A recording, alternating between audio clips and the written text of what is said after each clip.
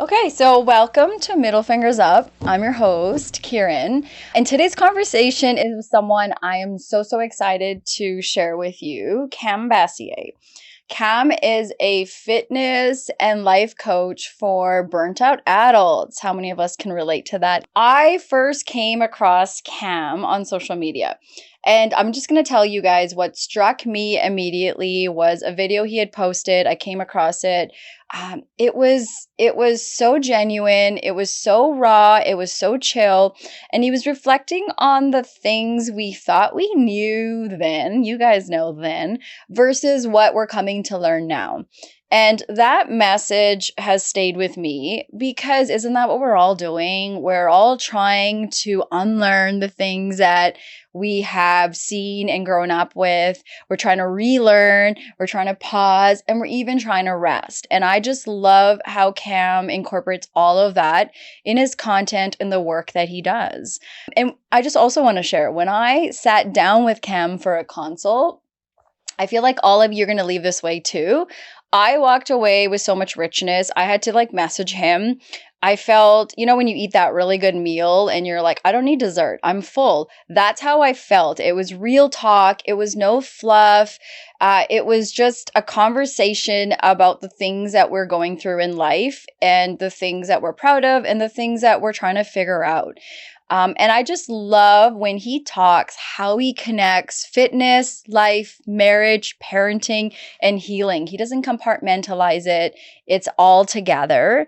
And something that he shared with me that has become, I would say, the heartbeat of today's conversation is this motto of we don't need more reps, we need more rest. And that hit hard. I really appreciated that. And that's sort of what we're going to break down today.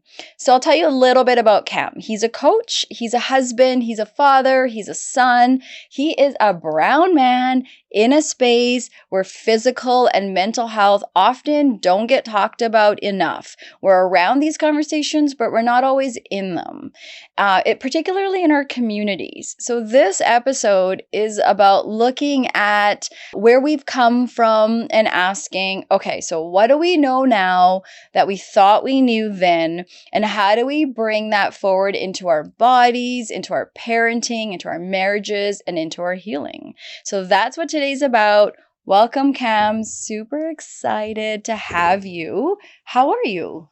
I'm doing fantastic, Kiran. Thank you for having me on. I know it's been almost a month or so since we spoke, but likewise, your straight conversation also stuck with me. It was really refreshing, and I just want to say that I really appreciate your candor and how you summarize the work that I do, because we're beating a new path, like we discussed.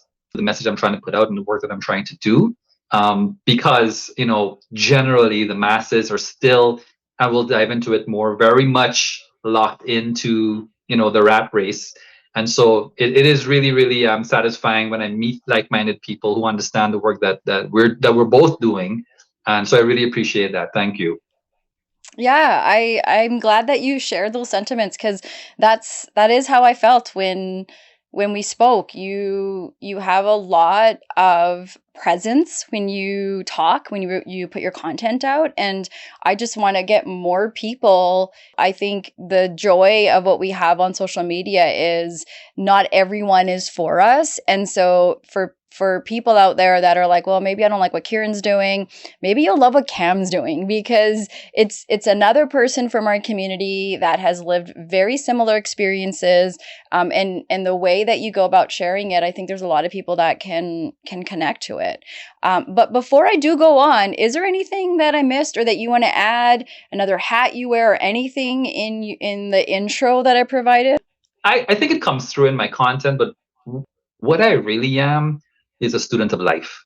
I am obsessed with human nature and life and how we live it, and sort of looking around at other people and taking notes and trying to figure out what's the best way to go about this thing. Like, it feel like we've been sort of plopped on earth with no manual, and then we'll dive into it some more.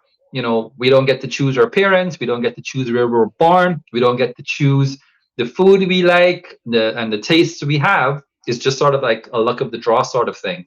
And we often forget how influenced we are by our environment. And so, above everything, husband, dad, coach, I am really a lifelong learner of whatever the heck's going on here on this spinning rock, flying through space kind of thing. So yeah, I think overall, I really am just really intrigued by the human experience. Aw. You're so humble. I think when you enter spaces with that mentality, how can you not walk out having learned something when there's that level of curiosity? And I see that when we talk. I feel that when I am on your page, and the truth of your reality, your marriage, your life that you share. I think there's so much to connect to.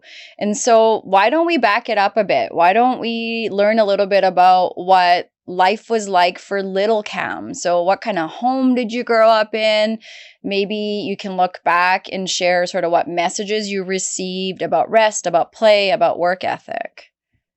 Absolutely. So I was born in Trinidad and Tobago, and but I grew up in Guyana in South America, and I lived there until I was 18 before moving to Canada. I am the youngest of four siblings. I've got an older brother and two older sisters, and we are 10, 8, and 4 years apart. So, that's sort of given me right off the bat a unique experience in life. There's the firstborn, and we understand what happens with them, and the middle child, and the second middle child. And I feel like, looking back, I was at a unique advantage being the fourth born, because by that time, now being a dad, you being a you put a lot of attention into the first one or two. By time three, you sort of like, you gotta have it figured out, and then the fourth one is sort of like, he'll learn on the way kind of thing. And I feel like that was sort of my experience, where I had a lot of freedom to be myself and to observe and to learn, not just from my parents but my three other siblings. And I would say that, looking back, you don't know what you don't know, and so we're learning from people, and you're just assuming truth. You're assuming that what you're picking up from the people in your life is the truth. And so one of the things, and if anyone's been following me for a long time, I've always made content talking about sort of the tumultuous relationship between me and my dad. And so that has been sort of like a narrative in my life for as long as I've been alive, where in Guyana, if you're not familiar with it, while now it's known as the fastest growing economy in the world because of the oil find and whatnot, in the 80s and 90s, we were either the poorest or second poorest country in the Western Hemisphere. And so there's a lot of poverty, there's a lot of corruption, there's a lot of crime, it's a lot of hardship. And so when you grow up in that environment, now granted, I was fortunate enough to grow up in a middle class home. My father had a government position. My mother was a homemaker, but before that, she was a teacher, and she worked in office. So both professionals. But once all the kids came around, she was at home, and my dad held down a good job, and we were very fortunate. We had all our needs met: a good house, good schools, all that stuff. But you're always surrounded. There is not a lot of separation between rich and poor in Guyana. When we go to school, you wear school uniforms. So it doesn't matter if your dad is a minister or your dad is a vendor in the market, everyone's equal. And so you have a unique insight into how life is on the other side, and all throughout the entire spectrum of different classes of wealth and whatnot. So you're very acquainted with struggle and the violence and the crime. One big thing about growing up in any household, and my home was no exception, is there was issues of just domestic violence and alcoholism. And, if somehow we had spoken maybe 10 or 15 years ago, I would have had a different, this would have been a different conversation. And I think it would have been more anchored by anger and resentment and why this and who's at fault. But having been a parent for so long, and, prefacing everything I said earlier about the corruption and the poverty and the struggles and the hardship, now I can say that it's no wonder my dad struggled or my mom struggled and the men in our family struggled, because this is pre-internet. We don't know what we don't know, and we're learning from the generations before us and our peers around us. So, but all that said, though, Kiran, I did have a great childhood in terms of memories and bonds and the friendships I made. But certainly, one of the biggest reasons I live in Canada now was this need to escape a difficult situation.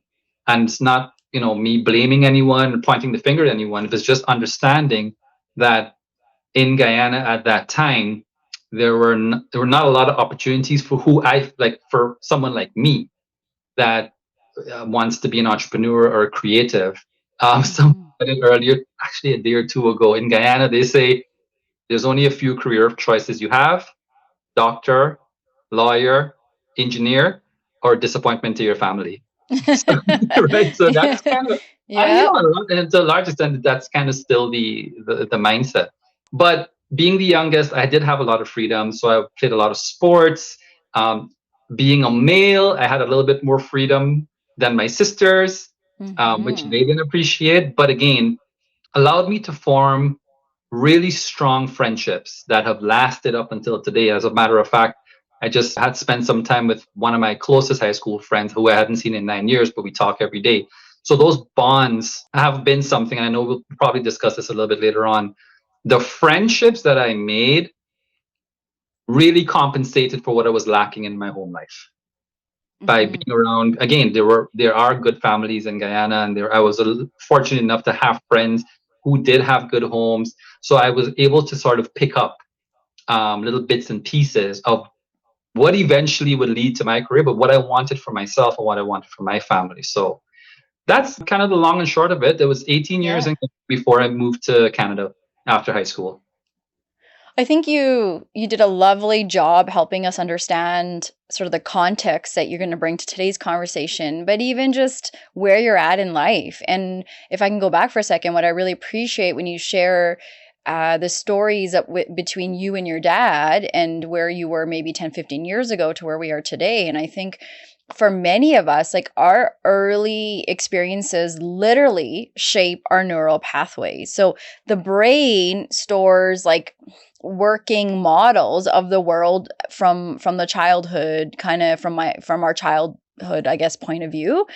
And these, we don't realize they become the scripts we follow as adults unless we challenge them, unless we get curious. So, for example, we're going to talk about rest. If rest wasn't modeled, our brain can associate that with laziness, danger, failure. And what you are talking about, 10, 15 years later, is you're going back and you're doing your inner child work. You're getting curious about why is there this anger? What is with this relationship between my father and I?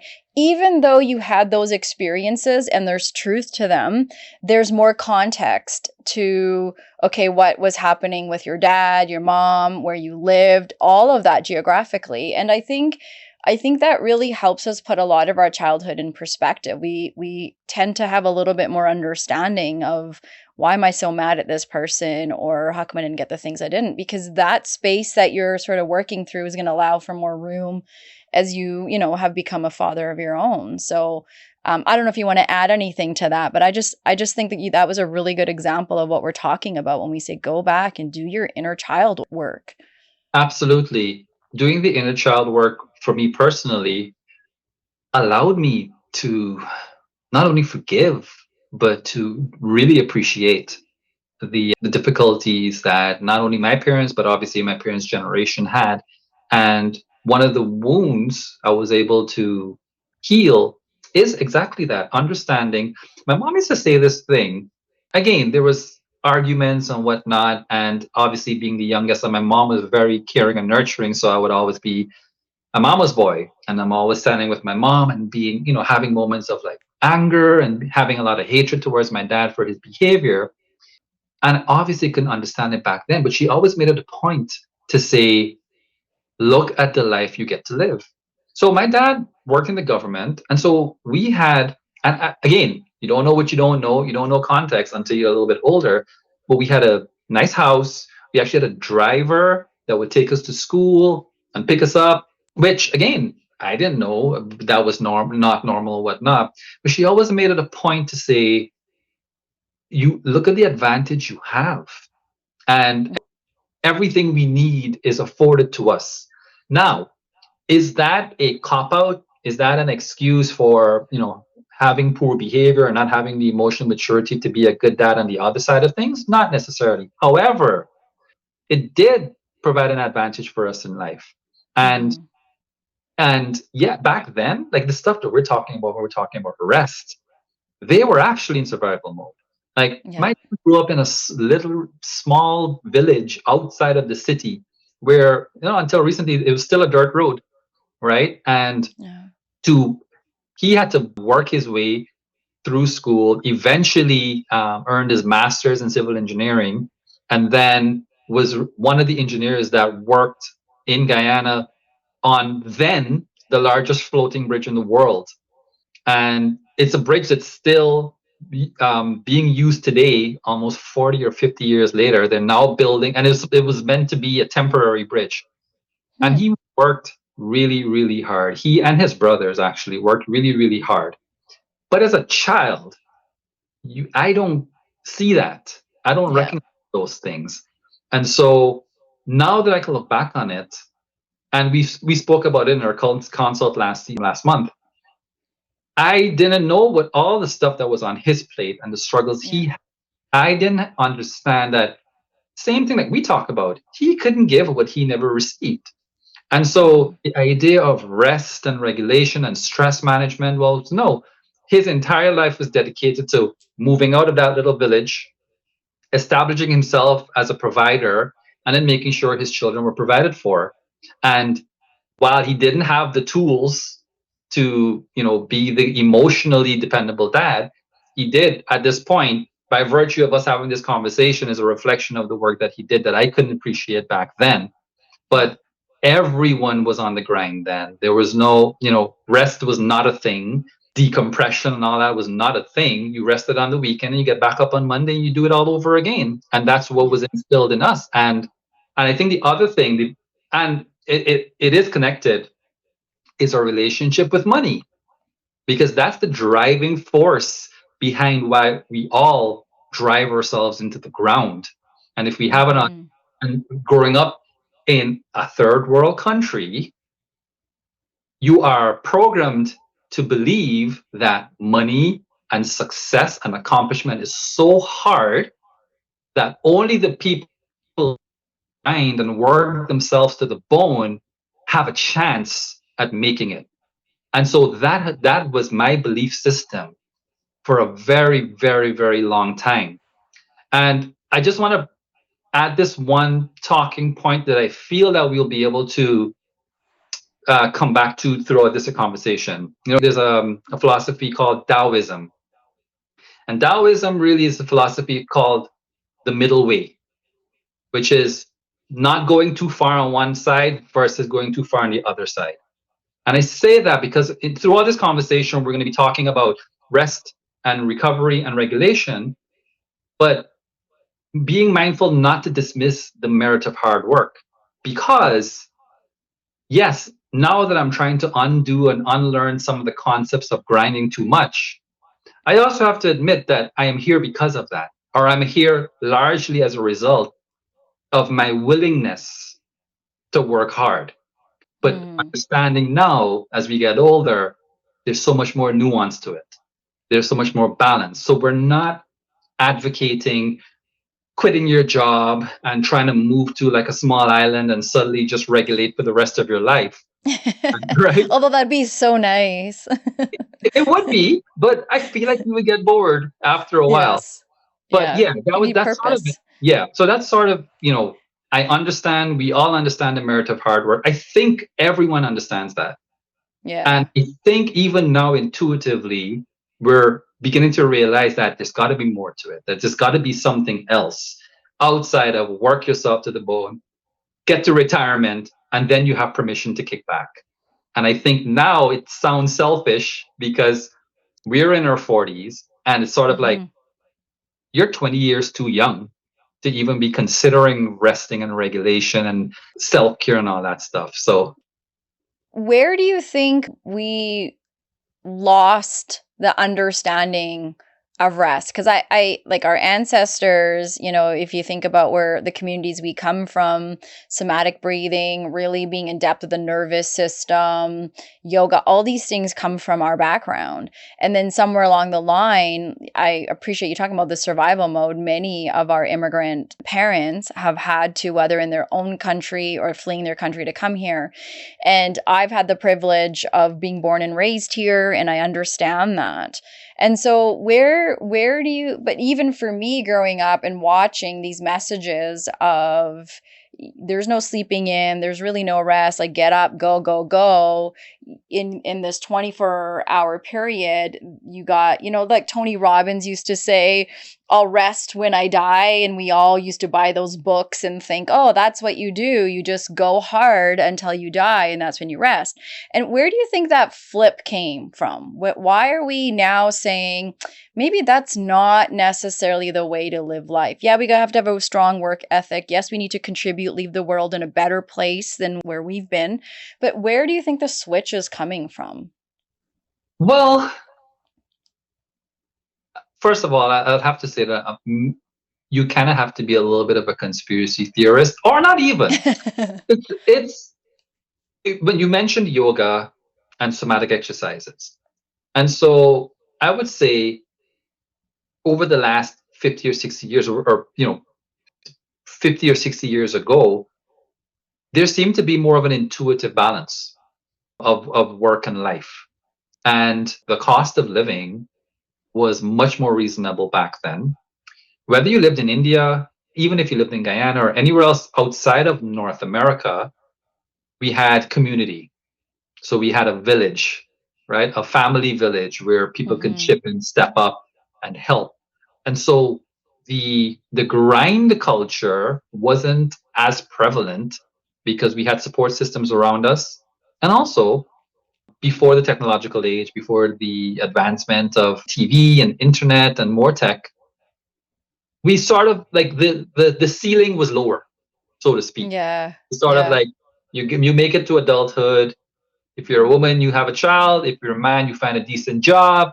You pay for your house. You raise your kids. You watch them grow up. You have a beer with your friends after work. Hang out with the kids on the weekend. You ride off into the sunset. And I think that sort of stayed the same way until I would say again recently over the last like maybe 30 to 40 years, where now in North America especially, a lot of shiny new things have popped up. And then the American dream and the Canadian dream and the idea that you can have more. We can have more. Like, yeah, you have a house, but why not have a cottage? Yeah, you have a house, but why not a vacation or two vacations a year? You have a car, but what about your kids? Right? And so it becomes the goalpost kept moving and moving at such a rate. And then there's this messaging about the individualistic pursuit of success. Suddenly, it's not the family, it's not the group, it's you. You are special. You are unique. You could be better than everyone. And I know that I'm oversimplifying it, but I feel in a lot of ways this has sort of been the way for the last 3 to 4 decades. And then you take what we would consider just natural hard work, as in like no one is denying that we need to work hard and really push Yeah. ourselves, whatever, in the right capacity. But you mix in our natural hardworking energy and you bring it over to a place like this. And then the internet and travel has made the world smaller. So now these messages are broadcast around the world. So suddenly everyone is like, well, I want more and I need more. And now we've romanticized hustle culture. right? That's what Mhm. you said. I'll sleep when I'm dead. Hashtag no days off. Hashtag rise and grind. All that stuff. And I think now we're getting to a point where we realize that, oh, okay, I think we've not even overcorrected. We've just gone too far on one side of the pendulum, and now we're seeing the cracks, and we see it in the medical field, in the mental health Yeah. field, the rise of obesity, the rise of depression in adults, but also in adolescents. So I think it's sort of like there has a shift. The shift occurred over the last 3-4 decades where everyone started following this individualistic pursuit of achievement without really sitting back and considering simple questions like how much is enough. Mhm. I like that. And I think where we really zone in is the physical and mental health part. And not only is this costing us a lot as communities, we're losing good people, our health is being compromised, and that whole mentality of when you retire, like I watched this with my grandfather. He immigrated, he brought his whole entire family from India here. He was very educated, he worked his ass off. And when he retired, that was his whole plan, was he and my grandmother would travel. And they probably got a good solid maybe 5 years before both of their health started to fall apart. And now they couldn't go on those vacations because that meant more walking, and there's more medicine, more doctor's appointments and these things. And I remember watching this and being like, fuck, like, what the hell? I don't want that. I don't want to work like that. And then when my best years are put to bed, that's sort of when I get to. And maybe that's selfish, but I think for me, maybe some others too, we start to realize, holy crap, like, who cares about wealth? Health is wealth. I have to take care of myself. And unfortunately, consumerism really bought that mentality and threw that at us. So take this vitamin, take this, and get the celebrities to sell all these sorts of things. And I think if we kind of transition as we're getting to know you, and we're starting to see sort of how you're scaffolding, building your foundation, getting to life coach fitness, maybe we can sort of move to this place of one thing that you speak so passionately about is that fitness isn't just about lifting heavier, doing more. It's actually the opposite, slowing down, it's listening, it's resting. And so I'm curious, sort of, at what point did you have to sort of relearn about health and fitness, because this has been such a big part of your career, your calling? So what flipped for you? Yeah, absolutely. So we're gonna have to go back to when I was 18 and what got Yeah. me fitness, because that was a primary driver. And so as a brown guy, a lot of brown men grow up really skinny at first, and you're always obsessive about putting on muscle and size, whatever. So I was almost 6 feet tall and I weighed 120 pounds. So Oh I wow. was a beanpole. And so there was one summer before my last year of high school, I was doing my push-ups and my pull-ups and drinking weight gainer and all that stuff. And then one day after school, I was about to change off to go play basketball. I didn't want to run all the way back into the school change room to change out, so I just took off my shirt quickly and then threw on a t-shirt to go on the basketball court. And then within earshot, there was a girl saying, "Oh man, some people should not take their shirts off in public." And that Okay. stung, but that became the driver for me to get into the gym. So the reason I share that story is because, and I think we can all think back at some of the best things that have happened in our life where the origin story had nothing to do with the outcome and how we would actually evolve. I got into the gym because I was just sick and tired of how I looked. And I too looked at fitness as, oh, build muscles and look nice in your shirt and look nice shirtless or whatever. And really, Kiran, that was the extent of it. I just wanted to stop being skinny. That was my Mm. motivation. But I would say, and it sounds dramatic, but after the very first workout, I felt like this is not what I expected. In fact, it's completely different from what I expected because something happened mentally. Like, yeah, I felt sore, my muscles felt pumped and whatnot, and that was great. But there was a sense of calmness that came over me And I was 18. At 18, you got hormones, there's girls and friends and all these things you're thinking about, graduation and whatnot. And from that first workout, and then of course there was still the vanity aspect of it. I'm still 18, I'm a, whatever. But that was the moment I really saw that there's something more to it. I couldn't really articulate it back then. I couldn't really define it. I knew what it was. But then as I became a personal trainer and got into fitness and really like in the trenches for the last 20 plus years, that's when I began to see that this is deeper, way deeper than just losing weight or building muscle. And it really changed my outlook on life, really changed the way I approach things. And it's not this change where you're controlling every situation and controlling every interaction or reaction. It's innate. It's spontaneous. It's a calmness. It's a non-reactiveness that comes out of us.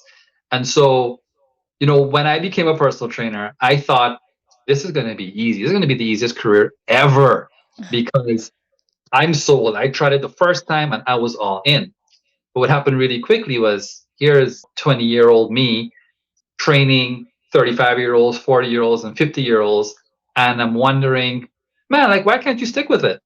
Like, what's happening? Like, this is great. Like, this is supposed to change your life. I didn't understand that people had so much on their plates, and now I'm in it. And so the journey from understanding the physical side and understanding that this is a stress management tool, this is a relationship management tool, this is a self-regulation tool, that's been the journey over the past 20 years. And now I guess the difficult part of the work is getting people to buy into that. And so the sneaky way you kind of have to do it is you sell them on the result. Like, yeah, you'll lose weight and look good, hoping that really they come to the same understanding that I was able to come to when I was younger, saying, oh, this is deeper than that. Mm-hmm. But the challenge is there's so much distractions around us, right? We have a smartphone. Back in the day when we were younger, what did we do? We laid in bed and stared at the ceiling. But now, if we think back, those were magical moments, Kiran. Yeah. Because we got to sit and think and process and even experience. What if you had a bad interaction that day? What if you had a fight with your mom and dad? Now it's screw your mom and dad, and you go in your bed in your room and you're on a phone. And as you said, you're disassociating. We were lucky enough to not have devices in our face so we can sit back and process. And so you're talking about transitions. We can transition from one thing to the other, like huge point. Yes. Absolutely. And so with the internet, with tech in general, yes, we can do so much more. And then we've inevitably taken on more. And so now we've sort of like put ourselves in this corner where we're overcommitted ourselves. We have work, we have responsibilities, and then of course we have social media, which is everyone's highlight reel. So now we're moms who are like super fit and they have this beautiful house and their children are perfect and everything is perfect. And here is the regular mom with her hair all scraggly and she's feeling like, what am I doing wrong? Right? How does it look so easy for everyone else? So there's, that's a whole other can of worms about the misconception of social media and whatnot. But we just have so much on our plates now. And then we've been imbued with these lessons like work, grind, hustle. And then also, especially in Indian cultures, sacrifice. Mm-hmm. Sacrifice for the family. Sacrifice for your kids, for your husband, for the family name, for reputation, everything. And so while we don't have physical shackles around us, we are shackled with expectations from our friends, from our family, from society, from just keeping up with the Joneses. So-and-so has a house, we're still paying rent. So-and-so paid off their mortgage. So it's just, what's the pill that we can take? And that pill is your health, is your fitness.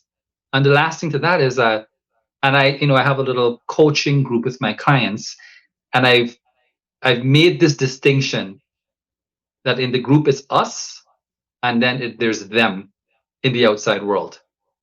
They in the outside world, no one is going to tell you to slow down. No one's going to tell you to rest.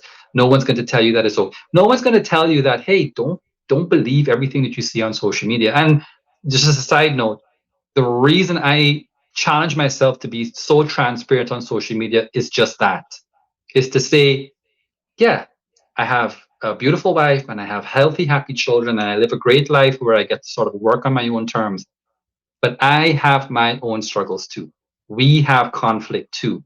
The answer is not some sort of antidote that suddenly you're going to have some awakening and then there's going to be no more trouble. The real work, again, coming back to the middle way, is not trying to run away from suffering or hardship, but learning how to live with it, how to Mm. build yourself up in such a way that you're not denying or running away from it, but you're ready for it, you're armed for it. And of course, one of the most important ways to do so that we don't talk about is rest. Like we talk about life being up and down, and we're always on the up and the grind and the grind. And then we expect to work 4 or 5 months straight, 40 hours, 60 hours a week. And then we expect to go to the spa for 3 days, or we expect like 1 week in Cabo and we're supposed to come back rested. But instead, the day before you come back, you're faced with dread because you have Well, to and jump back into even it all over again.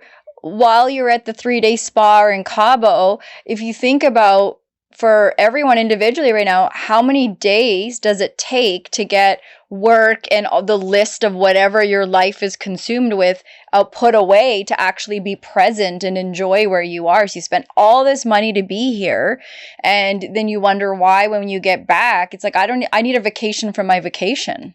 Yes. How much do we say that when it's like, whoa, what? And I like guilty of it too. I'm not sitting here saying I have the answer, but that, paying attention to those signs of, yeah, why don't I ever feel rested?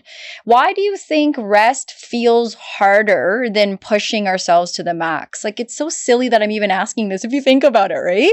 Like, people can be up for 22 hours going balls in, working out at the gym and running a marathon and being the best parent and cooking and cleaning and whatever. Just everyone think of your own list because you all have it. How is that easier to do than rest? And I'm talking about real rest. I'm not talking about autopilot in front of Netflix binge watching The Real Housewives. I'm talking about legit rest. Like, why is it so hard for us to why is there a competition between rest and pushing ourselves to the max? Yeah. But I think there's two things. The second thing is the easy one. We don't know how to. But that's connected to the first one, which is, as much as we don't like to admit it, as social beings, we are listening to cues from our environment and from our society. And it's all around us. Our society glorifies hustle. Like, how many times do I have to hear an immigrant dad talk about the neighbor's son who works 14 hours a day and then studies 2 hours at night and then goes up and now he has this, and that's what we do. We glorify hustle, we reward it. When someone's working themselves to the bone, we say, what a hard worker, thank you. And we like that, we Yeah. want that. And if you talk about, if you're the people pleasing type of person, Yeah. that's a double whammy. 100%. Because Yeah. if you want any sort of validation, any sort of praise, then you need to do something for it. You need to Yeah. show that you're doing something for it so that your peers, your family will say, good job, you've done enough. Don't take too long, get back to it. So Yeah. it is just And if I could pause, if you even think about in our South Asian communities, immigrant communities, no shade on how we were brought up, but let's be honest, a lot of parenting was done conditionally. So, you get to speak as a son, but as a brown daughter, like we had brownie point systems, and you are a good daughter if you are following A, B, C, D, and there's no teaching how to think for yourself. It's following these steps to get to the finish line of marriage, babies, whatever it is, our family is conditioning us to think is the thing to do. And so we're outside world is doing this, and then in our own homes. And you had said this in our consult, like, we always looked outside of our home for the problems and the issue, but majority of it is in our own home. And I think the grind culture, it really gets driven and wired in our brain in how our parents would go and treat us, reward us when we brought home the report card. Like, the report card's a classic example of how many treats or gifts did you get versus how many scoldings did you get, you know? So Absolutely. Sorry to cut you off, but I just wanted it just kind of came up. I was like, oh my God, this is going back to that inner child work of like. Excellent point. I recently worked with a client a few months ago who's a nurse and of Guyanese background and lives in the US. And again, we worked together. The real goal was weight loss, but she understood that, okay, I am very busy with my time management. I know I work shift work. I'm working some nights, some days, whatnot. But while we were working, twice in a month, she ended up in the ER from exhaustion. Yeah. And so after it happened the second time, we had a conversation. I'm like, we really need to discuss what's happening here. And then when we got to it, it was exactly what you said.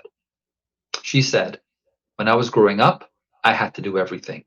I had to cook, I had to clean, I had to make the meals for my brother and my dad, then go to school, and then come home, cook, clean, make sure everyone is taken care of, then go do my schoolwork.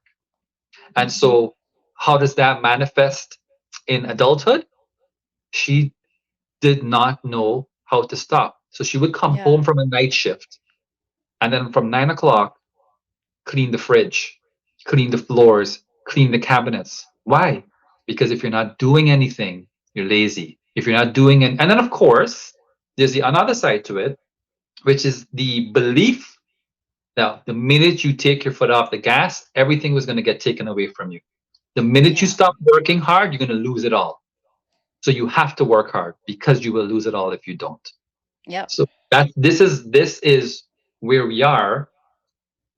I consider myself a huge advocate and a pioneer of changing this model, but I'm one voice lost among millions who are still at the end of the day will say, yeah, rest is important. But as you said, it's not, my wife used to say this thing a few years ago. She's also a hard worker. Again, Albanian family, grew up in communist Albania. All they do is work. And so she would complain that her feet are aching her. She's got a headache, migraine, everything is hurting. I said, okay, babe, just rest. She's like, okay, I will. So I'll go off and do my thing and come back. And she's again moving or whatever. I said, did you rest? She's like, yeah, I sat. I sat and folded. Yeah. I sat and folded. That's exactly what rest is, doing laundry. Yes. Yes, right. But it is what we really need to be doing though is to completely disconnect. And then you can speak to this, Kiran. We really need to regulate our nervous system, and so we need to shift out from sympathetic to parasympathetic, and to rest, and to like really let our blood pressure come down.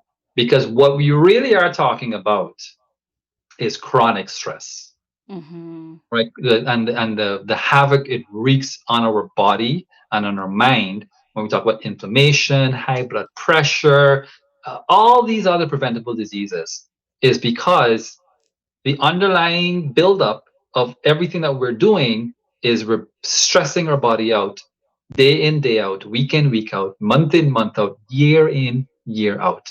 Because here we are now in our 40s. I have clients who are in their 60s.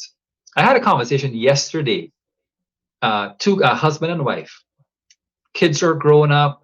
They've done well for themselves. They're on their retirement, and they're young and fit for being, late 50s and early 60s. So they travel.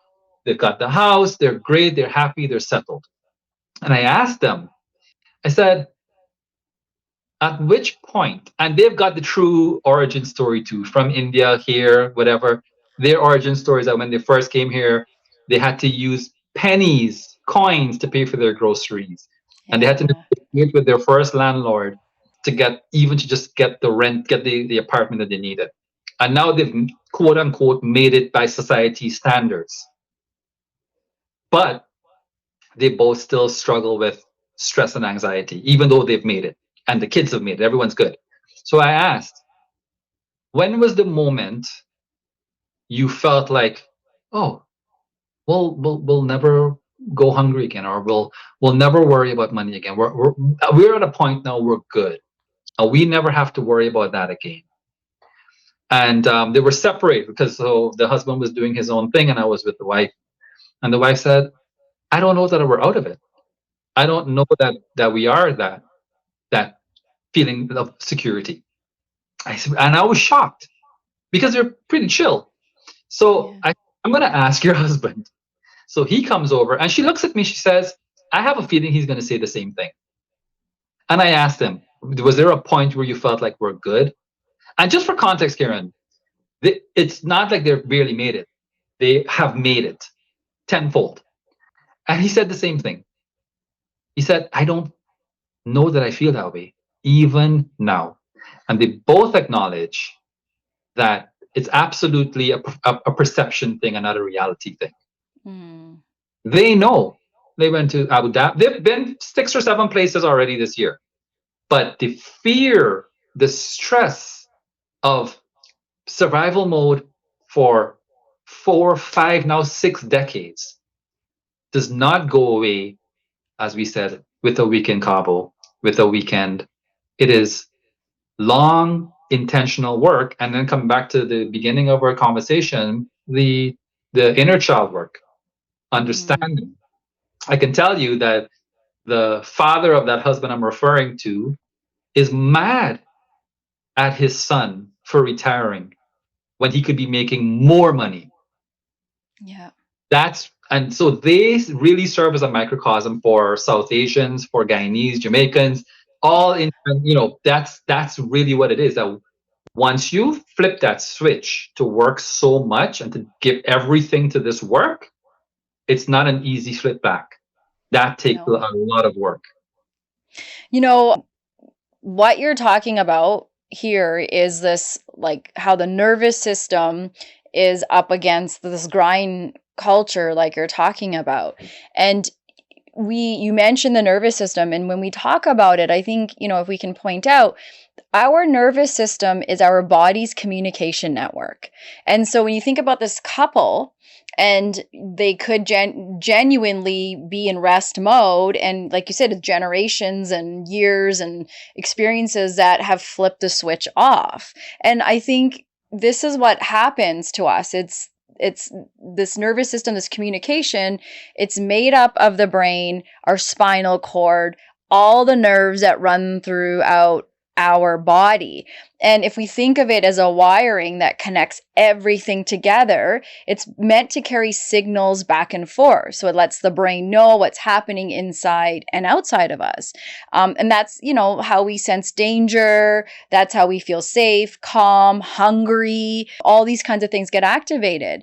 And when the system gets stuck in on mode, always alert, like many of us would probably describe our parents or grandparents, maybe even us, or off mode, shut down, it can affect how we think, feel, and show up in our relationships, parenting. And it's the core part of why our stress levels, our cortisol, everything is at this like high survival place, and we can't just flip this switch on and off. We've trained it through those neural pathways from watching our elders and, our role models, our aunts, uncles, parents, siblings, whoever was our community, watching them go, go, go. That's sort of how our neural pathways have been built to understand what rest means and doesn't. So I think we talk and think, oh yeah, like I'm going to rest. And like you said, I'm going to go to the spa, but we're so disconnected from what our body's actually telling us. And we're like, oh, I'm not even stressed. Like, I have a great life. I'm so privileged. Totally, absolutely to all of that. But it doesn't mean our nervous system's out of whack.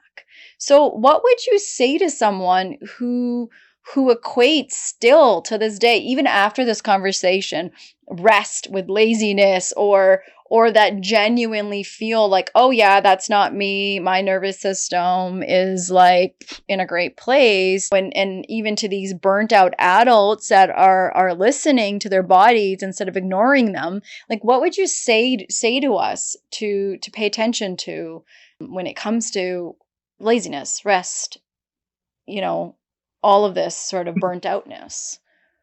Well, I think the first thing is you can't fool yourself. So if someone is in that state of mind, then they're generally very visible markers. And so, PCOS, for example, Mm. has become so common in women.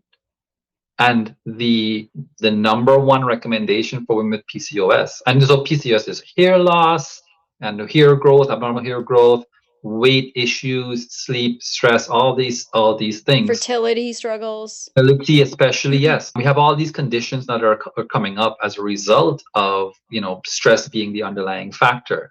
So the first thing is you're not fooling yourself. If you're the type of person that does not know how to downregulate, you can make a couple of safe assumptions. You're either struggling with conditions like PCOS or endometriosis, or you're overweight, you don't sleep well, you don't have an active sex life, you're not generally happy, you're generally irritable, the important relationships in your life across the board are struggling, right? Yeah. So, I mean, you would have to be completely lacking in self-awareness or delusional to be someone who grinds all the time and never downregulates and then feel like everything in your life is fine.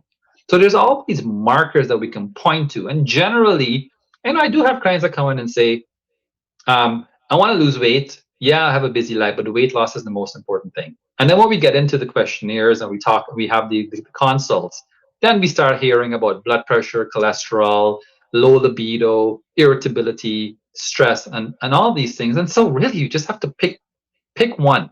Pick one that you want to fix, and that'll be related to down regulating.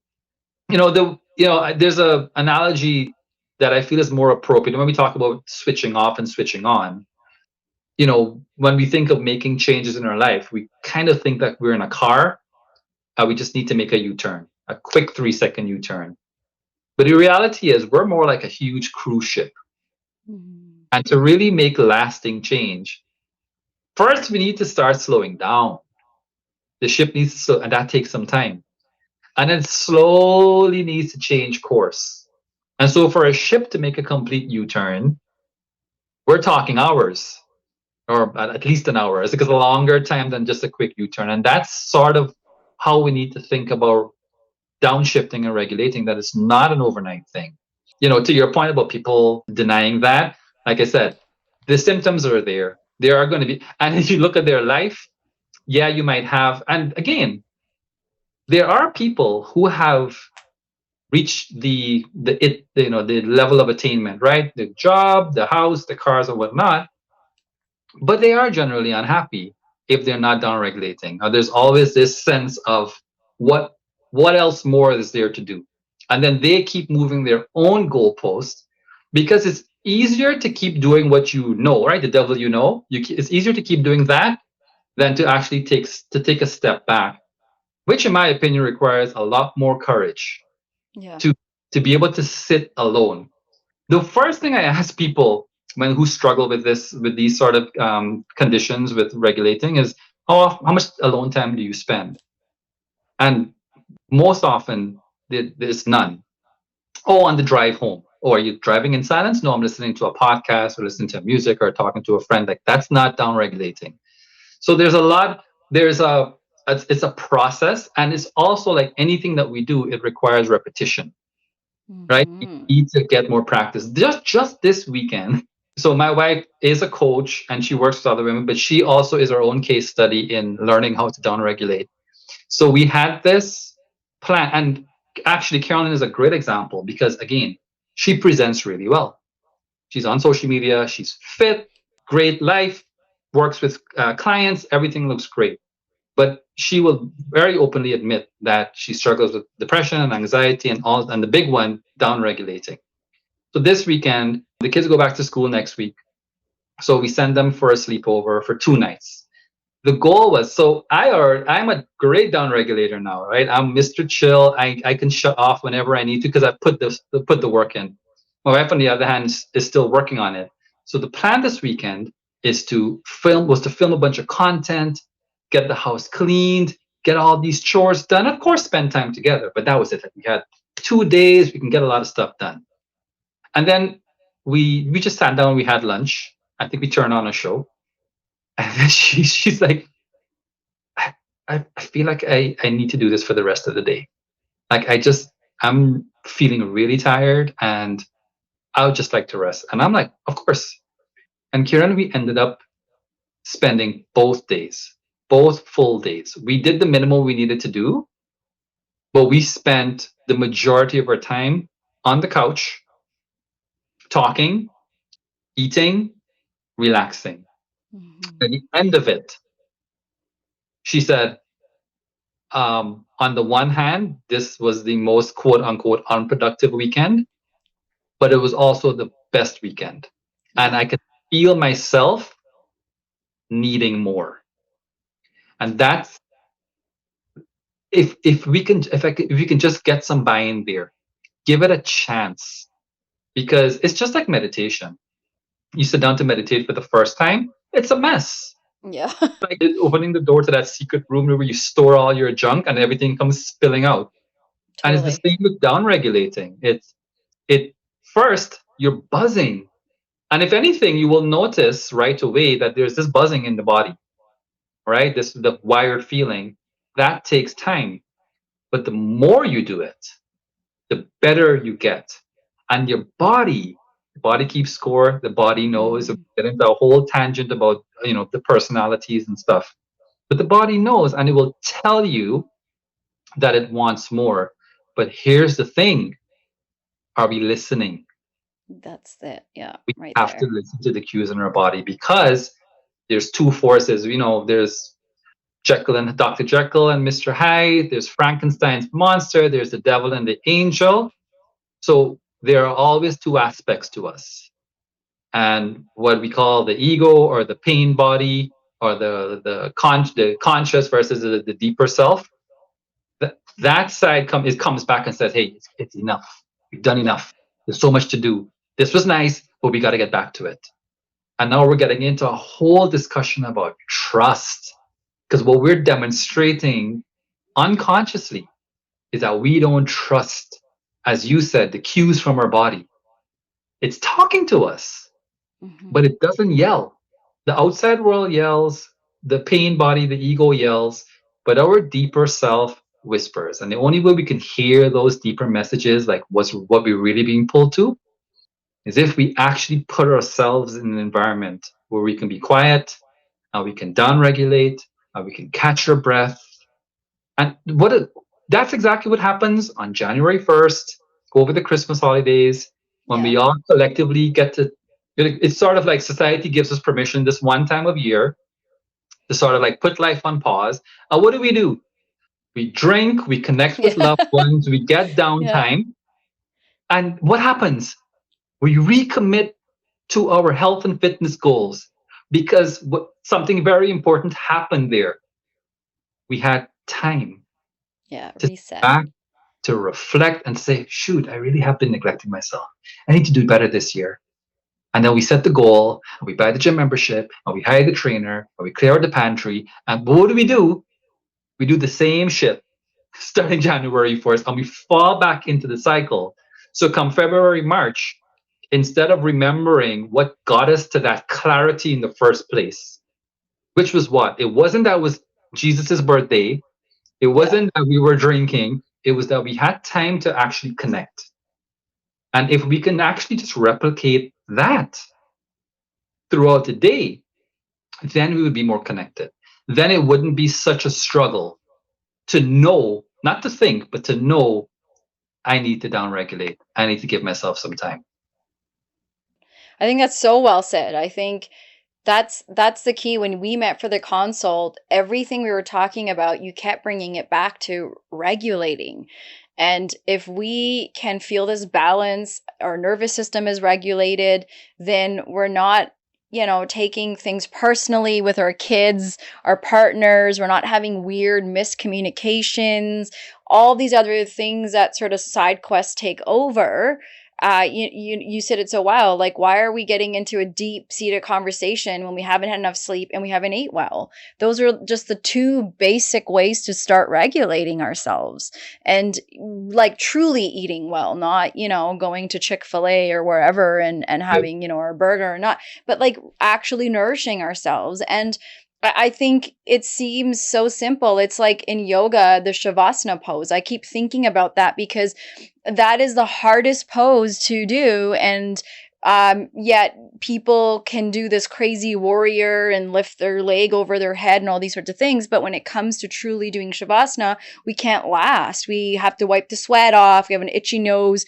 As we become so attuned to ourselves, we're distracting ourselves. And I think sometimes the reality for those of us that just can't regulate, or like you said, when's the last time you truly sat alone? When we can't do that, I think we have to face the reality or have a one-to-one with ourselves about unresolved, scary things, trauma that's unresolved, bad things that have happened to us. One of the biggest ways that many of us have taught ourselves to cope over the years since childhood, when no one maybe was there to give us strategies and the things that we needed, we distracted ourselves. We started to think of the exciting things. It's like when a kid is scared of the monster under the bed, you say, no, think of think of Christmas, think of Santa, instead of addressing where that scary monster thought is coming from. And so we've distracted ourselves. And now as grown-ups, we can't be alone in our head with ourselves because we haven't dealt with some shitty ass things that have happened to ourselves. So the cost to regulating ourselves means going back and addressing those deep-seated issues that could be intergenerational, even could be coming from our mothers or fathers, from our generation, all these sorts of things that have led and brought us to where we are.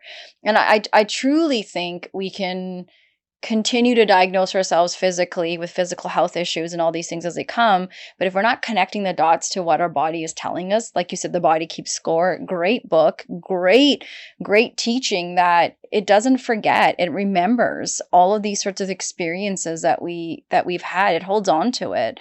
And so we like to convince ourselves we've forgotten it, or we're over it, or we're fine. But the reality is, until we actually address it and work through it and understand that's going to be part of our history as we move forward, we're not okay, we're not fine, and we're going to keep falling back into this vicious cycle. And so, yeah, go to Cabo, go do those things, but here we are again, right? We keep coming back to this. Like you said, the cycle after January 1st, Yes. February, March, all those things that haven't stuck. And so I think you talk about self-care isn't nice, it's necessary. You say that, and you talk a lot about how to address this place of becoming stuck, and where's the work in being unstuck. So what are some ways that people can become aware that maybe this is part of what regulating is addressing that stuckness and truly understanding what self-care is versus buying into something that, again, consumerism has taught us, buy this mask and put it on your face or whatnot. Great, fun things, but that's not actually calming our nervous system. That's actually not regulating us. So how do you talk to your clients about it? How do you and your wife have these kinds of conversations about, okay, how do we get unstuck? Right. I just wanted to add one more point to you talking about the nervous system regulation and going back and addressing trauma. A big word that's really correlated with regulation, nervous system regulation, is safety. Safety. Bingo. Yes. So good we point. have grown up in homes where we were not necessarily feeling safe. Yeah. And that feeling of not feeling safe has stuck with us, so that we have to keep working to run away from an invisible monster that makes us feel unsafe. And so, and I know this is a really broad generalization because some of us have trauma from our parents, from poverty, from abuse, from things that have happened to us. And I just want to make this point because, and this is sort of me also learning as a coach and making the changes that are appropriate because I'm seeing where I need to do better as a coach. And for a long time, Kiran, I was a big proponent of we've got to dive in, like we've got to get to the root, we've got to figure out what happened there, and and I've heard horrific stories, but now I'm understanding that it's a two-part process. Yes, we have to deep dive and we want to become familiar with our motivations and why we do certain things, but it must be partnered with work. It must be partnered with some sort of action. I'm not talking about the grind action that we're referring to. We're talking about the regulation action, like the intention, right? So that we can see the past and the effect it has on us and how it still triggers behavior in us today. But then we have to be actively working on correcting those behaviors. And I'm saying that because a lot of us sometimes get stuck in this healing inner journey. And I've known many, many people, women especially, that have spent the last 5, 6, 7, 10 years feeling that they need to put a neat bow on the past before they can move forward. And it doesn't work that way. That's another cycle. That's another way of getting yourself stuck.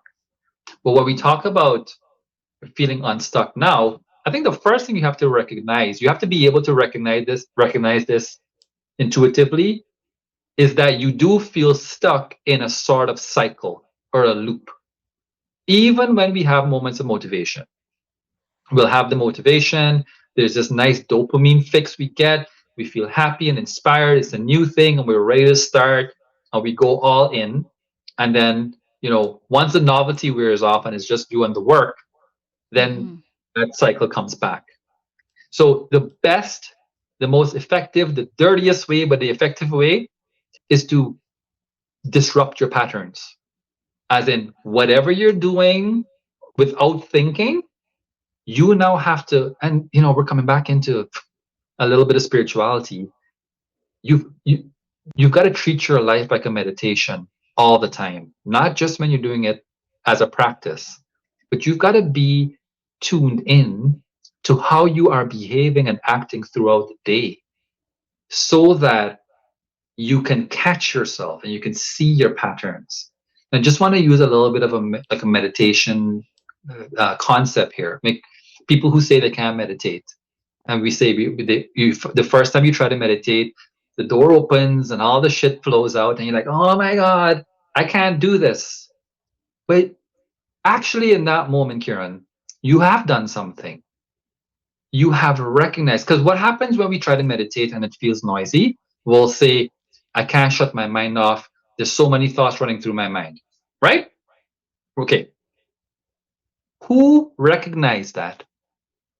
What recognized that? There was a recognition of thoughts racing, meaning that without even trying, you have created separation between the I and the me. That there is a deeper observing. There's an observing behind looking at everything that is happening. That's magic. You created that separation where you're like, oh, I noticed that I think a lot. Who notices that? And to which I would say, sit in that seat. Sit in the seat of the observer. So there's a point, just indulge me a little bit. There's a point, there's an observer observing you and your actions. So what I would say is, be in the seat of that observer. And for 3 to 4 days, without trying to make changes, observe. Observe your reactions, observe your choices, observe what you do when you feel stressed out, observe what you do when you feel overwhelmed, observe what you do when you feel happy. When you finally get to escape the thing you're trying to escape from, observe what you're doing then. And you will come to so many recognitions about yourself by observing your patterns. And when you observe your patterns now, then you can know easily what to disrupt. Yes. And it doesn't matter, and it's not something crazy. It can be something as simple as in the morning when I wake up. The best pattern disrupt is to wake up right away. So wake up earlier, set your alarm, don't give yourself a chance to think, and pop out of bed. That's a disruptor right there. You're actually in shock. You're like, okay, I don't do this normally. Okay, I'm here. Next thing, splash some cold water on your face. These things sound basic, but it is shaking you out of that routine. Then you can go outside, get some fresh air. And what you're doing is you have disrupted that cycle so that you finally allowed space for something new to enter. And you get to choose what enters. What am I going to think about today? Well, I can think about what I'm grateful for in that moment. And we can find anything.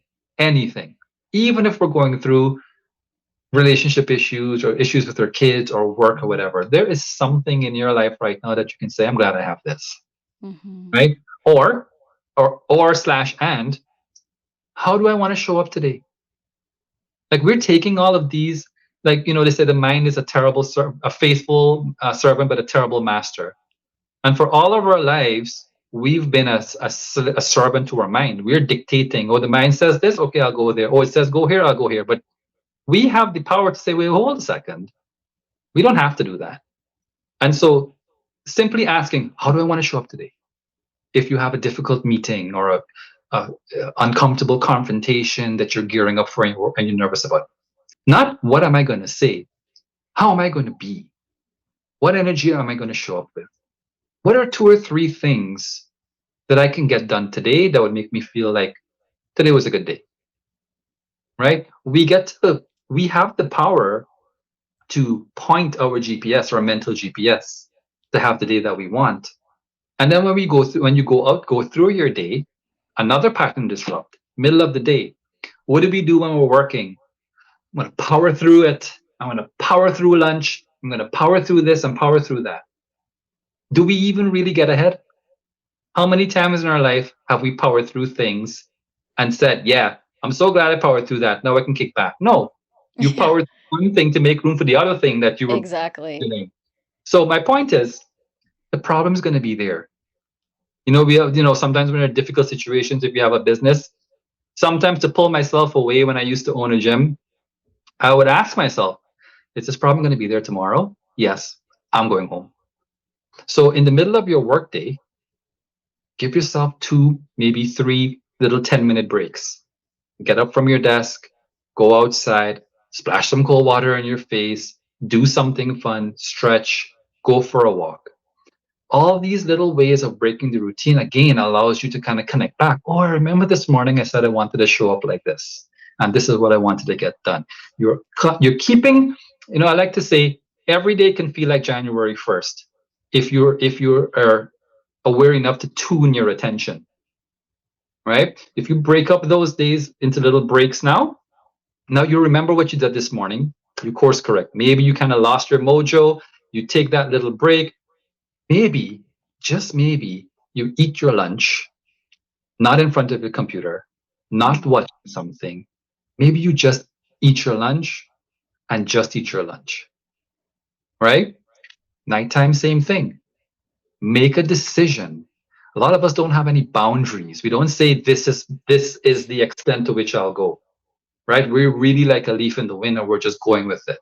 But what if you had a boundary and said, at 9:30, doesn't matter what I'm done, how much I've done, and at 9:30, I'm shutting it down. I'm gonna light an incense. I'm gonna take a bath. I'm gonna do some self-care, moisturize my skin, right? Maybe read a book, right? From there now, maybe I'll reflect on my day. This morning I woke up and I said I wanted to show up like this person and I wanted to be this way during that uncomfortable confrontation. Did I do it? Am I proud of how I acted? Could I have done something better? Now you're auditing your day. And just like a muscle, if we continue to be in that space of the observer and then we say, yo, I see how I behave. How about I just make these little subtle shifts? Have I said anything that sounds outrageous? Yeah, Like, that's what just it. Like, not at all. And everything you said is about how can I build awareness, be responsible, and understand that I am in charge, not in control. So there's a huge difference. And I think when we can focus on those things, we can scaffold, build upon that. And so what today, when I go back and reflect and think, okay, I didn't show up in the way I thought I would have this morning, and then I'm being curious about how come, what happened, what got in the way. Maybe I learned I needed to have had breakfast. I didn't eat, so I showed up hangry, or I was super nervous. I missed my stretching, my workout, whatever. Oh, that's actually important to me. So now I'm learning something else. And it's really what, when you talk about this, really what you're doing is where we start at the beginning of this conversation is in childhood, these neural pathways are built into us and we have to challenge them. And that's what I hear you saying is I can get up and I can do something to slowly challenge and rewire how my brain thinks rest or being defensive, upset, whatever it is. And at any age, I can do that. And I think those are lovely, tangible things that everyone here can take one, if not a bunch of them to really, and like really give it a go. Not I tried it and it didn't work for me.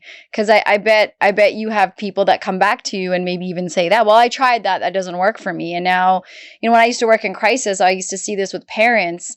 The kids are doing all this work, making all these changes, and parents are like, I've tried that, it doesn't work. And it's like, you've tried everything in the book of resolution and it's not possible. So if you were going to rewrite a new book, like what would you put in it? Because I think it's so easy to just say nope, nope, nope, than truly taking some kind of effort and putting it forth.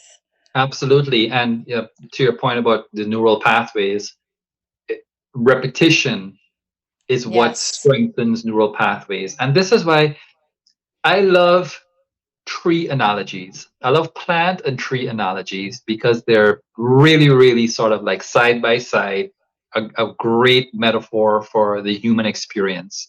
And so whether we talk about fitness, weight loss, regulation, building a business, being a good parent, spouse, whatever, this analogy fits. When we plant the seed, and the seed is intention. We plant the seed of this intention that we want to set. Health, wealth, business, whatever.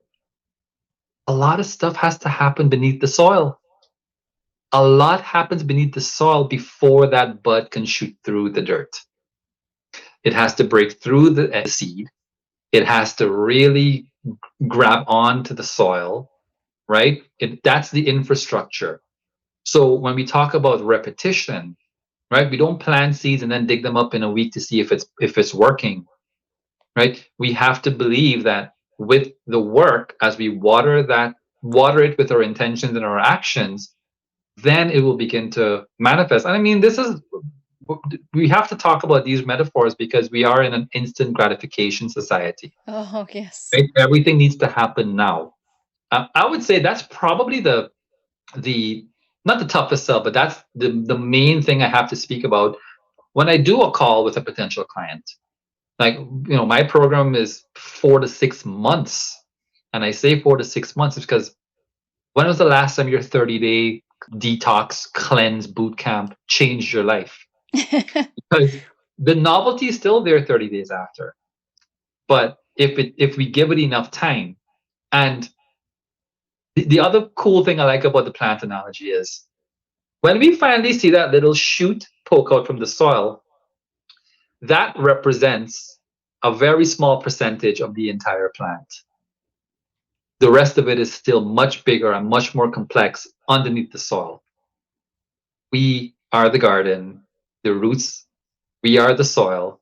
And if we can just use that metaphor and commit to the work. And here's a practical I'm always fighting with people about the time frame. How long, Cam? How long is it going to take? How long and really the main focus I'm going to imagine is how does my body look good for Cabo? Essentially, Yeah.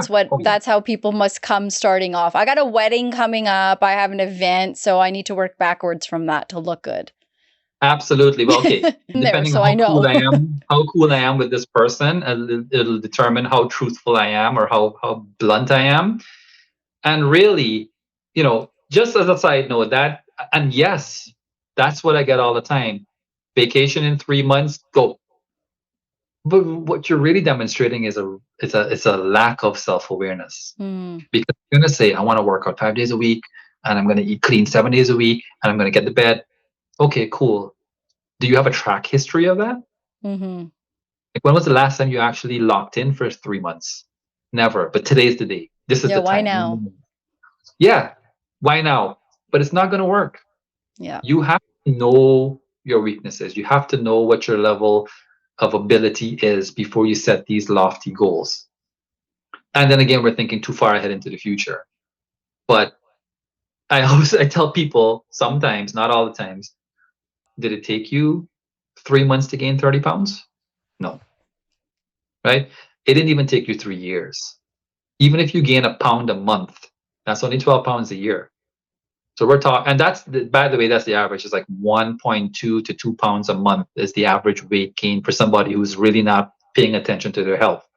So it's going to take you about 3 years to gain 30 pounds. But then you come back and say you want to lose it in 3 months?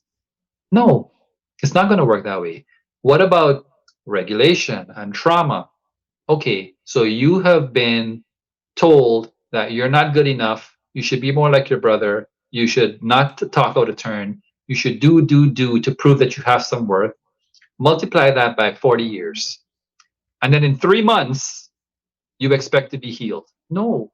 Even me, I've been on an intentional spiritual journey since 2012. It's 2025. I still apologize to my kids for getting grumpy and losing my temper. Of course, right? Yeah. It is a process that we have to commit to. But here's where you might get some buy-in. We spend so much time trying to find a quick fix. In fact, we'll spend years trying to find a quick fix. But the reality is, if I say it takes 6 months to a year, yes, the initial response is, yeah, that's so long. But here's the thing, Kiran, 6 months to a year is going to come and go. We were just talking about how fast summer went by.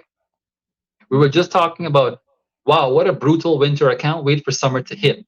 It's September this weekend. You know what? I just celebrated my 6 month sobriety of not smoking, ingesting any weed. So like that's on one hand, it's like, holy crap, it's been a minute. But on the other hand, it's like, I literally, the next 6 months is going to be just as quick, because that's how time works. Yeah. But we when we start the process, we think that's too long, but we're not committed. It's not important to us that our commitment to it is for all the, like you said, the faulty, wrong reasons.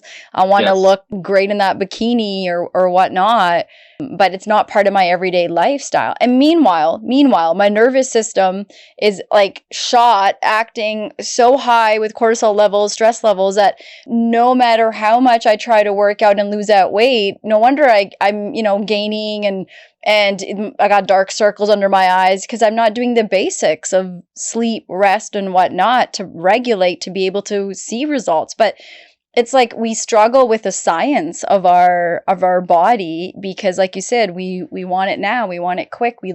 Somebody might look at you and your wife and think, oh yeah, easy, I want to look like that too. Just write it down on a piece of paper and I'll just do it. But we're not understanding how my body type is different than your wife's, right? Talk about that. Yes, on social media, you're seeing us in 2024 and 2025.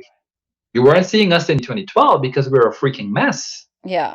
You were also dishes piled in the kitchen, ordering takeout, running on fumes. When I had the business, we had 2 young children, and it was go, go, go. And then we suffered the effects of not regulating. Yeah. And so you asked about sort of like what we did, what we do as a couple.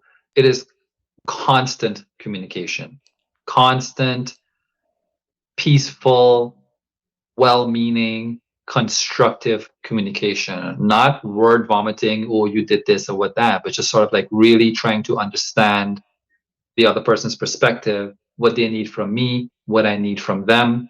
And it never stops. But here's the thing. When you get into any sort of healing work and regulation work, on the one hand, we say 6 months is too long. On the other hand, when you finish a week and you had a great week and you go through the weekend, within the blink of an eye, you're like, oh, I got to do this shit again next week and do it all over again. We have to make one thing clear. This has to be a choice, like a deeply intentional choice, and it is going to be uncomfortable. I don't want to say the word difficult, because when we say difficult, I'm thinking of people in war-torn countries and impoverished countries. That's difficult. Let's keep it real. This is uncomfortable. Going to bed in your nice, warm, cozy duvet with nice night lights and a nice temperatured room, that's uncomfortable. That's not difficult. However, and again, so coming back to that Taoist principle of the middle way, we have to embrace the difficulty. You have to consciously embrace the discomfort that comes with any change. That's where the growth is. That's where your self-esteem is. That's where your confidence and self-worth grows. That's where your sense of competency can be born and cultivate. Not in the rest and the chilling and the spa and the Cabo trips and the, as you eloquently put it, disassociating while binge watching a show. It's in the difficult thing. And the difficult thing is seeing yourself as a person of value before you really believe it. Yeah. And to make that choice and say, yeah, I will get to bed early. I will take those breaks in the middle of the day. I will go for the walk. And on a side note, there are no small wins. I think I made a video recently about, people always saying, oh, I didn't get to the gym, but, I went for a walk or I had a salad, and, we're minimizing these small actions. But look at all the things we just outlined and how you can regulate your nervous system by going outside, doing a cold splash, taking the breaks. All those little choices. We're faced with way more of those choices versus going to the yoga class or like making a healthy meal, right? A lot of those wins are even in saying no to the pizza lunch at the office party, right? No to the glass of wine at the end of the day, even though you really feel like you need to, right? So there's so many micro choices that we have to make. And yes, it's uncomfortable, but the pitch is, at this point in time when you've lived for 40 years, we know one thing is clear, Kiran. Life is difficult. In many ways, life is suffering. One of the criteria for life is to suffer, is to experience it, not to solve it or run from it, but to face it. And if we can accept that core truth, then the question is not how do I stop my suffering? Is how do I build myself up to be able to handle anything that comes my way? And if you can make that very, very subtle shift, suddenly we look forward to the work. And I tell my clients all the time, I'll text them, like, if it's difficult, you're doing something right. If it feels weird and awkward, you're doing something differently. That means you're on the right path. Do that. Yeah. And if we continue to be students of that and say, I want to learn how to suffer well, that we can embrace suffering and say, yeah, but at the end of the day, yes, there's all these things that are not ideal in my frame of reference and what I think is good, but I can still smile, laugh, be happy, enjoy a meal, enjoy my children, enjoy time with my partner. We can actually even laugh at the suffering. We can say we have all this bullshit going on, but you know what? It's nice to see you. It's nice to come home to you. It's nice to cuddle with my kids. It's nice to go for a walk. It's nice to be able to have a little reprieve from all the nonsense going on in my life and the world. And I still have this little safe bubble for myself. Yeah. Right? So if we embrace suffering, half the battle is done. So, if you could offer a takeaway to burnt out adults that are with us today, and if it was like only one thing that they were a place that they could start, like building that awareness, getting unstuck, all those sort of things that we've talked about, what would the one thing, just one place to start be? Sleep. I'm gonna like applaud that one. Yes. That is the foundation of regulation, right? When we talk about lowering stress, regulating blood pressure, relaxation, just like improving circulation, recovery, repair, it's in sleep. It is the hardest thing to do. That's why I feel sometimes this life is sort of like an upside down sort of walking irony, because the hardest thing to do is the simplest thing that we have to do, which is sleep. If we can really repair our sleep. When I say sleep, though, I mean not just shutting your eyes for a certain number of hours, sleep quality. Yeah. So it is falling asleep.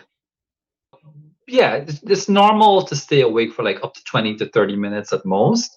If you're falling asleep as soon as your head hits the pillow, usually indicates that you're exhausted. But there's nothing wrong with falling asleep right away and being exhausted after a good day's work. That's fine.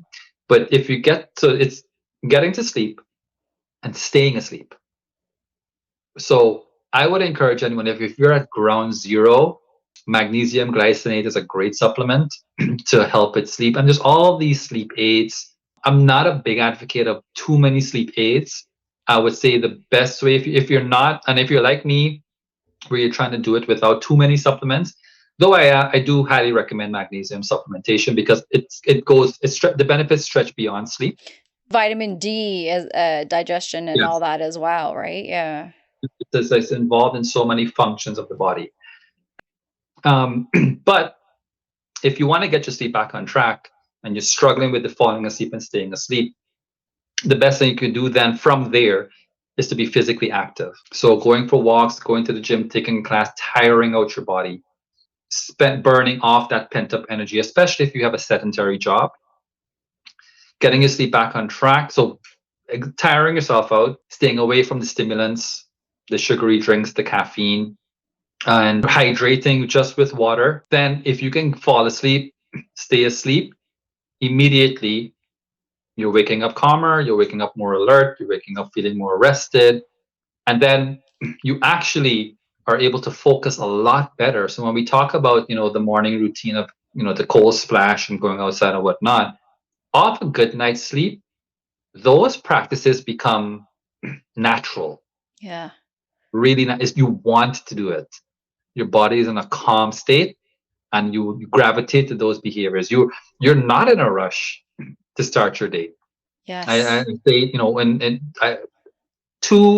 the two most important hours of your day is the first hour when you wake and the last hour before you sleep. Why? And so, well, a lot of reasons, but I think the main one is you can catch yourself. Like you can catch yourself before, because when we say autonomous and automatic, 90% of our thoughts and actions are repetitive. And so we're talking about breaking cycles and we talk about pattern disrupts. Mm-hmm. If you can catch yourself first thing in the morning, before those cycle of thoughts enter, and you just start going into like these automatic behaviors and actions, you can prime your mind. You can prime your mind to what you want to do, what you want to accomplish. And at the same time, guarding yourselves against distractions. So you're doing two things. When you say, I want to get X, Y, Z done today, you're also implying A, B, C, X, W, whatever, are not on the agenda today. So you focus on what's necessary, you sidestep and avoid what's unnecessary. At the end of the day, that last hour, say you come home tired and wired, you had a stressful day. Like we're not trying to hope that we don't have difficult days. So let's say you had one of those difficult days and you're overworked, you're tired or whatnot. That last hour is your opportunity to downregulate. Because the worst thing we do is we're on the laptop, we're sending that angry email, we're trying to wrap up this. We shut the laptop down, we turn our head and close our eyes and expect to fall asleep peacefully. It doesn't work that way. But if we can cue our body, and this is where we could take advantage of our senses. That's why I say light the incense, right? Or I like peppermint, so I put Yeah.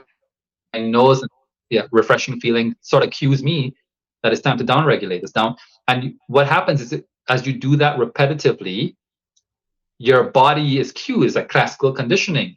So the minute you light that candle or incense and you shut down the laptop, suddenly your body's like, oh, we know what's happening here. Yeah, And it then you're activates the nervous system, like those essential oils, all of that. Absolutely. yeah, Yeah. right. And then once you get into that routine, that last hour, and then you lay down, and if your goal is to get 7 hours of sleep, that means you need to be in bed half an hour before you sleep. It's not, I'm going to go to bed and expect to fall asleep right away. So if you spend that last hour down regulating, reflecting, journaling, and this is a very powerful time. So journaling or reflecting allows you to finally process any thoughts that you weren't able to address during the day. Yes. So you can, so to speak, put a nice bow on the day, set your intention for the next morning and say, tomorrow, this is the plan, this is how I would like to show up, this is what I need to get done. And then you go to sleep and you wake up. What you're doing is you're maintaining your connection to what you really want. Right? And that will serve as a motivation throughout the day to continue on the path. Whereas right now, a lot of us are just sort of waking up with barely enough time to start the day, going through the motions, and then passing out at bedtime because we didn't get enough time to decompress. So the first hour and the last hour, if we can really take charge of those 2 hours, it really sets the tone for the day.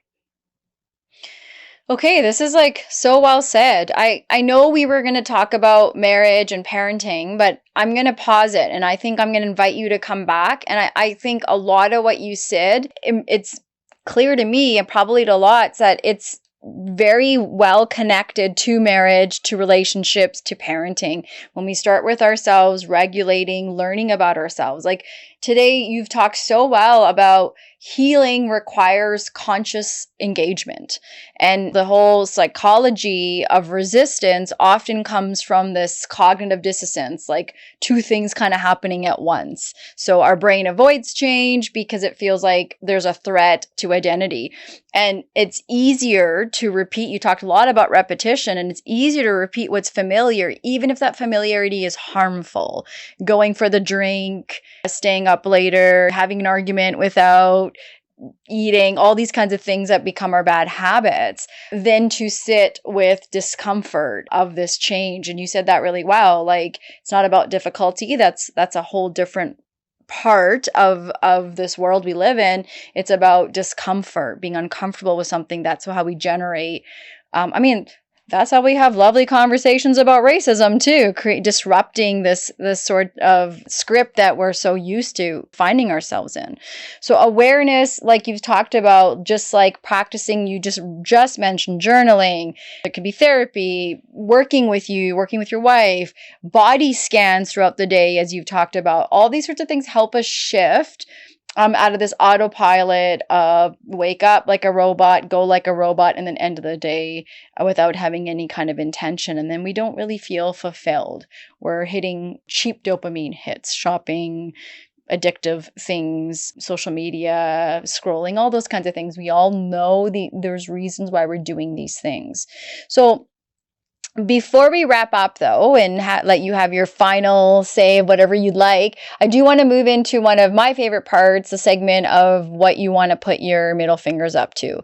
So this could be lighthearted, this could be whatever it is that's on your mind. That's sort of coming up. So anything you want to add to what I just said before we jump into middle fingers up?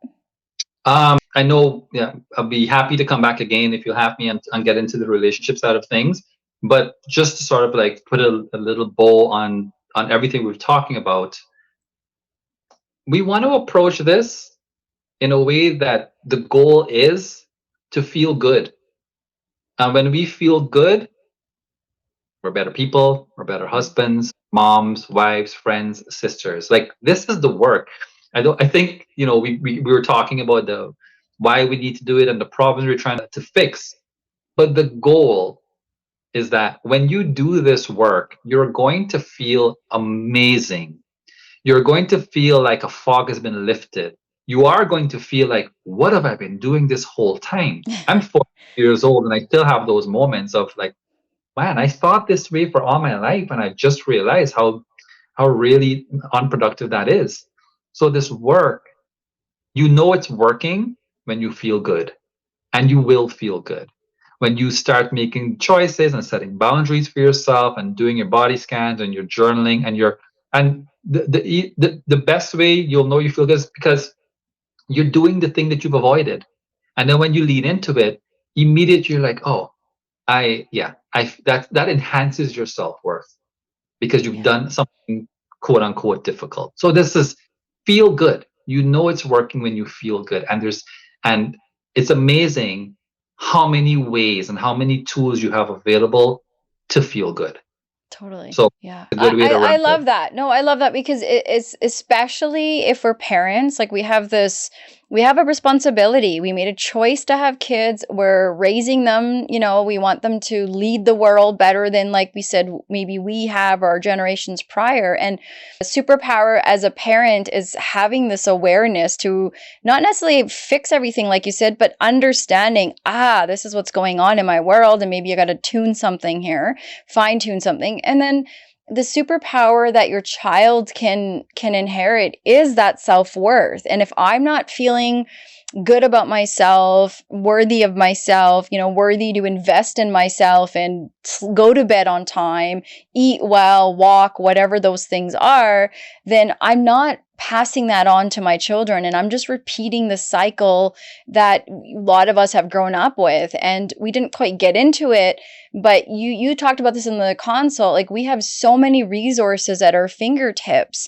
podcasts like this, articles, books, YouTube videos, life coaches like yourself, all these kinds of things that our parents, our elders didn't have, and they kind of had to survive and figure it out. And it was basic algorithm. We have so much that we have this responsibility to want to actually do better, but it doesn't feel like anything if we're not feeling, like you said, great about ourselves, that we're worth this work and worth being curious. And as you are the student of life, then we just walk around acting like we know everything. So I think I do want you to come back, because I think there's like a huge area in parenting that our communities are just starting to learn, as our age group is starting to understand how to break barriers. And so there's lots of conversations that are new to a lot of parents in our culture, in terms of, okay, our kids are watching, like we were watching too, so who's to say that they're not either, and how do we break out of these things? So I don't know if you want to add to that before you hit up your middle fingers up or not. Oh no, absolutely, absolutely. And I think honestly, I couldn't have said it any better. It's our children are paying attention, and when they see happy parents, parents who feel fulfilled. And I want to add one little thing. The work that I do, one of my missions is to help the person I'm working with, to reclaim some sense of your own self, as in make time for something that you've always wanted to do. Like, our identity has become, what do you do? Oh, you list your job title, or I'm a homemaker. But no. What do you do? Do you play piano? Do you run? Are you an artist? Do you like music? Like, when your children see that, because how can we as parents say, be passionate and follow your passions, and then we're not doing the same for ourselves? And so this work goes so much deeper than regulation. It's like, you get to be who you want to be.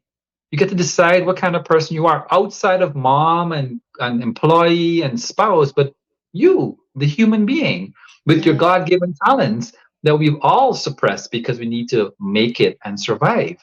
But if we can regulate, if we can do these things, and then our children get to see that, they always say, children don't do what they're told, they do what they see. So if they see, I know Carolyn and I, that's why we're happy that they see us making content about health and fitness, and we're doing all these live talks, and we model closeness. We model what a happy couple should look like, so that they can know how to expect that themselves. And I talk to my kids about my personal goals, like, oh, I want to write a book, and I want to do this, and I want to run a marathon, or whatever it is. so that they have permission to have those same ideas as well, as Yeah. opposed to got to get your education and then make sure you're settled and secure, and then maybe whatever time is left over. No, you Yeah. model behavior. That is probably the best thing you can do as a parent. All right, middle fingers. What are you putting your middle fingers up to today? I'm going to try to frame this properly, Oh, the sensitive way. Middle fingers up to romanticizing and treating our pain and trauma like our identity. wow. Because, as I talked about earlier, yes, whatever has happened to us in the past is horrible. And I've had, sat in many, many difficult conversations with clients pouring out atrocious, horrible things have happened to us in our lives, Kiran. But that is not our identity. And we don't have to treat what happened in the past as some sort of cross that we need to bear for the rest of our lives. It can galvanize you. It will teach you lessons. It will be a cautionary tale for you. But in order for us to truly move forward, we need to stop walking around with this shadow over our back. Like, this happened to me, or I didn't have this and get that. Because there's so much energy that we're expending, holding on to that past event, whatever has happened. Right? And again, this is across the board. You may have had a privileged life, or maybe you've had an atrocious life. But you need to let go.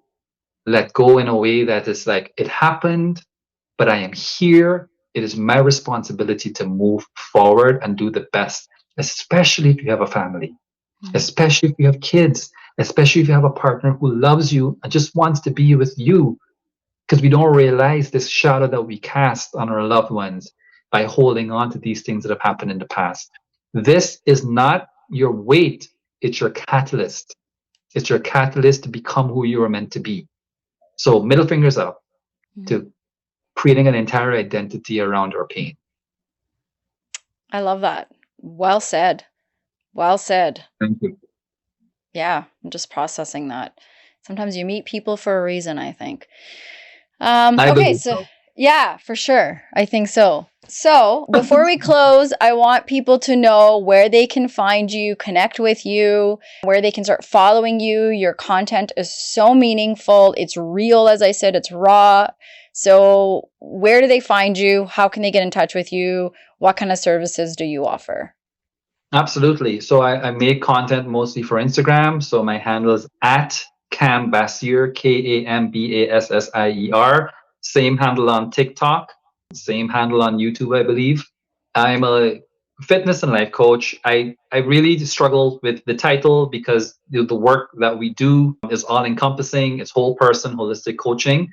But if I can say, I help burnt out adults create routines, healthy routines and systems that they can stick with consistently that will improve their entire lives, from weight loss to sleep to fitness to career productivity, everything.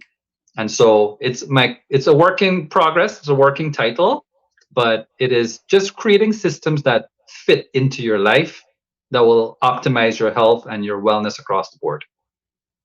Oh, I think that's great. I think it's a great working title because it sums it up.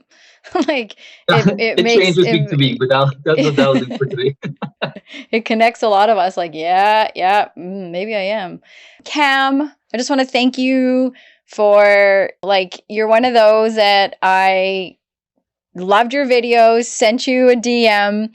You responded so quickly and were like, yeah, okay, let's do this. And I felt that energy through our Instagram accounts. And I'm so grateful that you responded. I'm so grateful your video came through. I always say now my algorithm is finally getting me and good stuff is coming my way. And so here we are. We had an opportunity to have this conversation. Hopefully this is one of many. I encourage everyone that is listening today to connect with you, start following you. I will also put your information in the show notes for everyone. I appreciate your honesty. I appreciate your heart, your wisdom. I think everyone that's been part of this conversation today can relate to some part of what you shared. There's a lot of food for thought. This whole what we knew versus what we're trying to know. I think we all can connect to that to some level. And this conversation really is that, I know we say it all the time, but that unlearning, relearning, we're kind of getting sick of saying that, but this is a reality of where we're at. And this is what we're all trying to do. So it's nice to be part of a community where you feel like, oh, I can talk to people like Kam who are living it, breathing it, in his home with his wife, with his kids. And that adds to our community, right? Our collective approach that we all come from, getting out of that individualistic mindset. So thank you. It was a humbling, healing conversation. It's work worth doing. We're all worth it. And so I don't know if you have any last words before we say peace out for the day. Just thank you. Thank you for reaching out. Thank you for creating this podcast. I know how difficult it is and can be to, put yourself out there and to be consistent with your episodes and really connecting with people. So I really appreciate you reaching out. I also hope this is the first of many conversations. I know that there were a lot of topics that we want to touch on. Yeah. And we get an opportunity to go into it and continue to connect the dots. But I really appreciate the work you do, Kiran, and I encourage you to keep going because you are going to reach a lot of people and help a lot of people like us. So thank you. Thank you for having me. Oh, I appreciate that. That's awesome. Thank you. For everyone listening, I always say, these conversations are door openers. We're just scratching the surface. So if you want to add to this conversation, you have some depth, you have some questions, we love it when you reach out. We love your feedback. We cannot do any of this work without all of you. This is a community we're building. So send us your feedback, send us what you liked, what you didn't like, and let's continue to have more conversations that are like what Kam and I talked about today. So thank you.